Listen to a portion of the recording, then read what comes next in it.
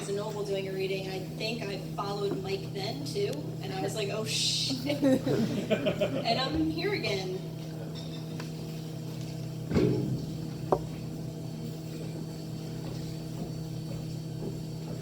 If I am being honest, I knew you weren't the one a couple weeks in when you bit directly into a string cheese. I knew, and I still let you go against my grain for another 411 days. I mean, the first time we kissed, I didn't know you were allergic to red dye number 40, and I had been eating Swedish fish by the handful. I don't even like Swedish fish, but they were left over in my car cup holder for my friend, and I was nervous, and I needed something to do with my mouth and my hands, so I ate them. And within moments, you had an allergic reaction to my mouth. And we should have known then that I'd be nothing more than your inadvertent poison. Now, we weren't right for a lot more serious, non-hypoallergenic reasons as well, but sometimes it really is that simple. String cheese simple. When we finally broke up and my friends asked me what happened, I said, well, a lot of reasons, but one of the main ones was every time I was driving and he was in the passenger seat, he would feel the need to alert me to whenever someone was in my blind spot. Like every time. Even when I had no intention on switching lanes, he'd be like, oh, someone's in your blind spot. And I couldn't take it, it was unbearable. And not because I can't stand backseat drivers, but because I was thinking, if he doesn't trust me to get us from point A to point B, which was only 5 miles away, how is he going to trust me with more serious things? I was young then, and that was my logic. Now I'm in your blind spot. Now you'll never see me again. Thank you. Woo!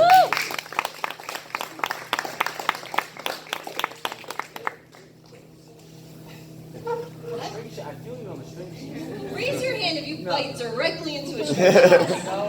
No. You're the only one. Just eat normal cheese then. I love string cheese too. It ruined my relationship.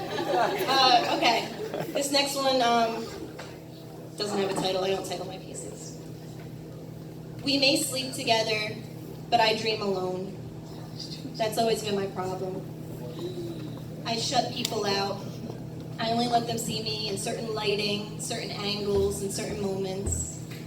My mother says it's because I'm independent. My therapist says it's my defense mechanism. My ex says that's why we broke up. My friends say it's because I'm a writer and that's what writers do. I say they're all mistaking my neurosis for artistic depth again. I say I feel my safest in half measures. I'll let you in, but not completely. I'll hold your hand, but I won't interlace our fingers. I'll take photos of you, but I won't tag you. I'll miss you, I'll love you, but never enough to ever question leaving. Thank you. Woo!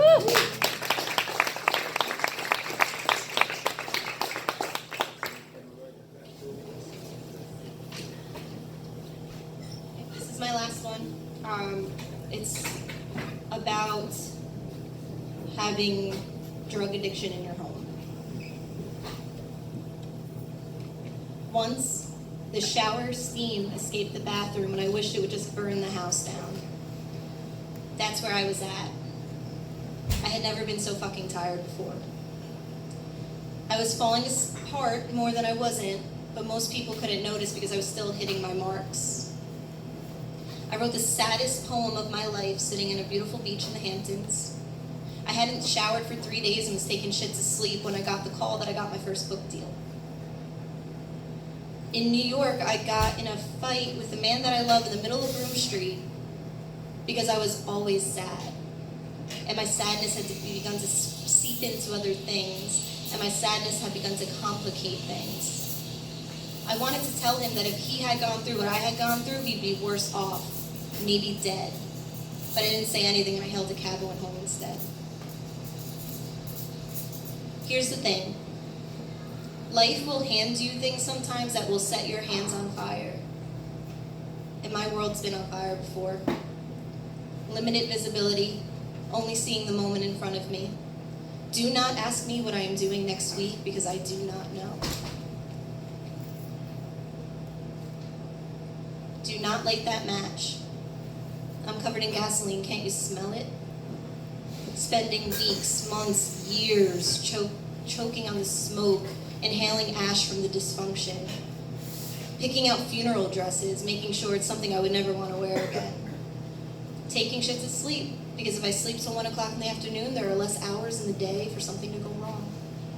Keeping my phone on silent, only checking it when I know I could handle bad news. Screaming, crying, praying, so much praying. If water extinguishes most fires, then tell me why did my tears singe my face as they fall to my cheek? Tell me why the tears last like burns. The affirmation, choose happiness, that we like to spew around a lot, like happiness is a choice, implies that the opposite is choose pain. But I did not choose this pain. It chose me. I chose to survive, though. I chose to not hurt others just because I was hurting. I chose coping mechanisms and honest conversations. And I chose healing. Thank you so much. How'd it come